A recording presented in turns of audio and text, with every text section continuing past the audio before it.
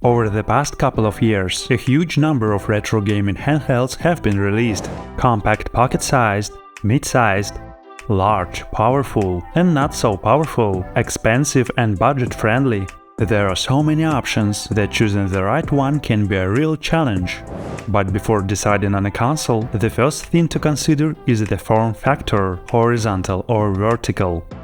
I've tested a lot of handhelds, and today I'll share my top 3 favorite vertical consoles. We'll discuss their pros and cons, prices, and I'll also give some recommendations on who should buy which console. Today we'll talk about these 3 great retro gaming handhelds: Anbernic RG40XXV TrimUI Brick and R36S.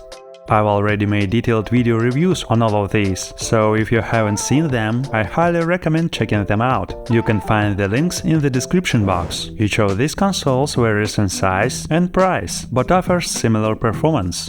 By the way, all of these consoles are available on AliExpress with fast shipping. Don't forget to use a promo code at checkout to get an additional discount. All the links are in the description box. Now let's start with the largest console, the Anbernic RG40XXV. This is an outstanding console, both in design and functionality. It features a very nice matte plastic finish, excellent build quality, and even has a stylish LED-lit analog stick. I have no complaints about its build quality. Playing games on it is very comfortable. Another important advantage is that it comes with a good SD card preloaded with a collection of games. There is no need to reinstall firmware or configure anything. You just take it out of the box, turn it on, and start playing your favorite retro games. This is the biggest advantage of all budget consoles from Anbernic. It suits both casual gamers who just want to play and those who like to experiment with firmware.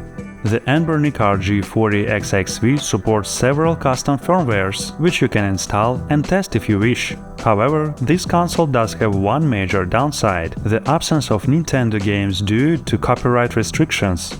Yes, its preloaded game collection isn't as rich as some competitors, but I personally don't see this as a major issue. You can easily download any games you need from the internet and copy them onto the included SD card. I covered how to expand your game collection in a separate video, which you can find linked in the description box.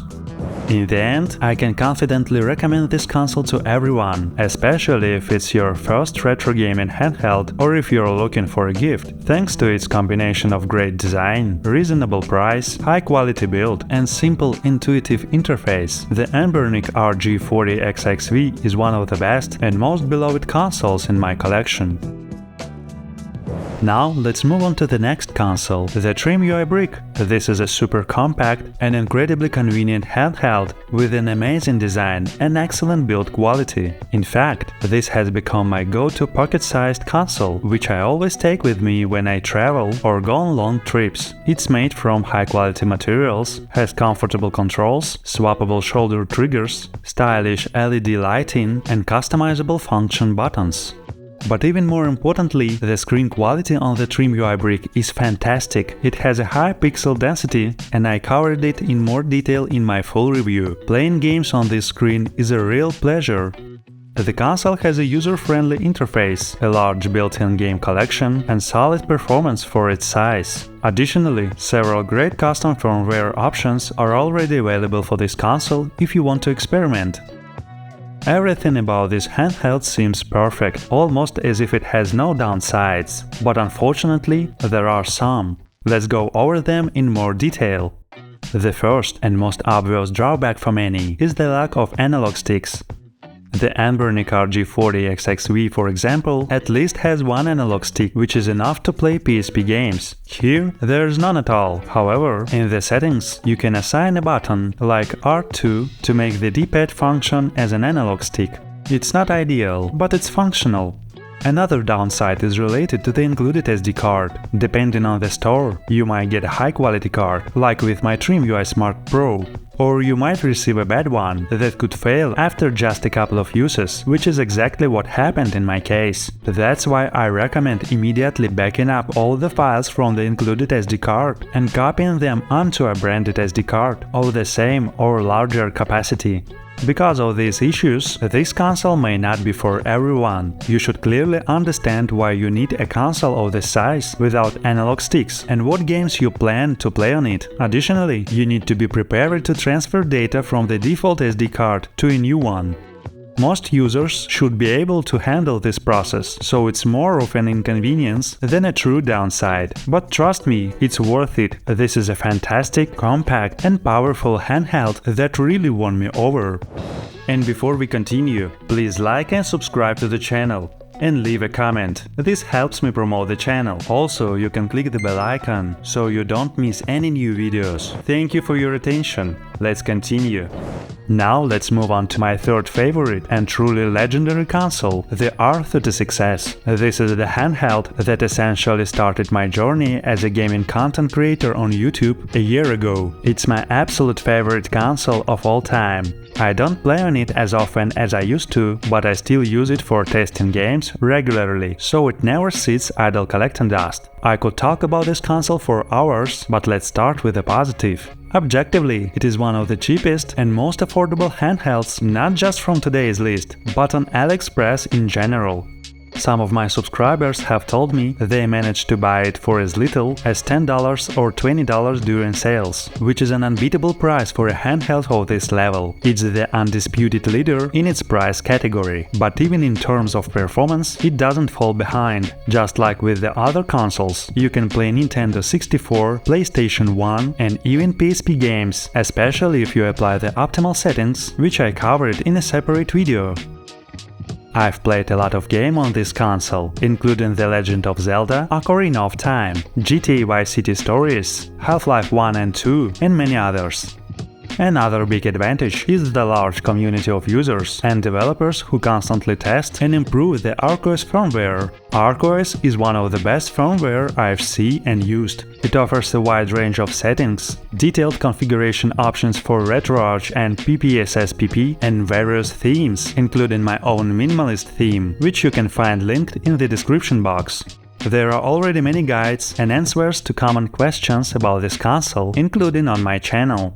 So the initial experience with it requires learning some new information. And that leads us to the main downside of the R36S. The initial setup can be too complicated for most users. Right after purchase, you'll need to buy one or two branded SD cards, reinstall the firmware, and transfer the entire game collection. You'll need to watch guides and be patient if something doesn't work immediately, but it's not as scary as it sounds. This is essentially an indestructible handheld chosen by thousands of users.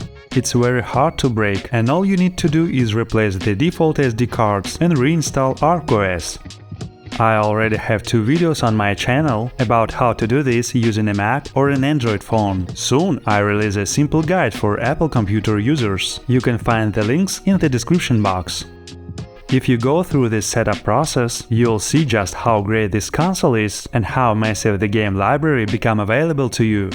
Generally speaking, the R36S does not reach its full potential right out of the box. The SD cards that come with it are very poor quality and can fail at any moment, so I strongly recommend replacing them with branded ones. This fact might discourage some users, as the process may seem more complicated than it actually is. However, thanks to its affordable and attractive price, many people still choose the R36S. That's why I can confidently recommend this console as a first and primary device for retro gaming, and all the initial challenges should be seen as an opportunity to gain new knowledge and skills, which will help you better understand your console.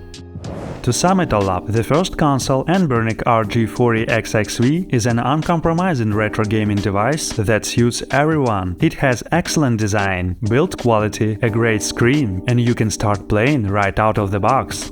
The second console, TrimUI Brick, is a stylish, compact, everyday handheld with swappable shoulder triggers. It's great for almost everyone who can handle making an SD card backup. This is currently my main console for retro games, which I always carry in my backpack. And finally, the best budget-friendly console, R36S. It's not for everyone, but for those willing to go through the initial setup, replace the SD card and install a new firmware. I hope this detailed breakdown helps you make the right choice and lets you enjoy your favorite retro games. If you still have any questions or are unsure about your choice, feel free to leave a comment and I'll do my best to answer. Also, very soon I plan to make a similar video about my favorite handheld consoles in a horizontal form factor, so make sure to subscribe to the channel and turn on notifications so you don't miss any new videos. I wish you pleasant nostalgia and successful completion of your favorite games!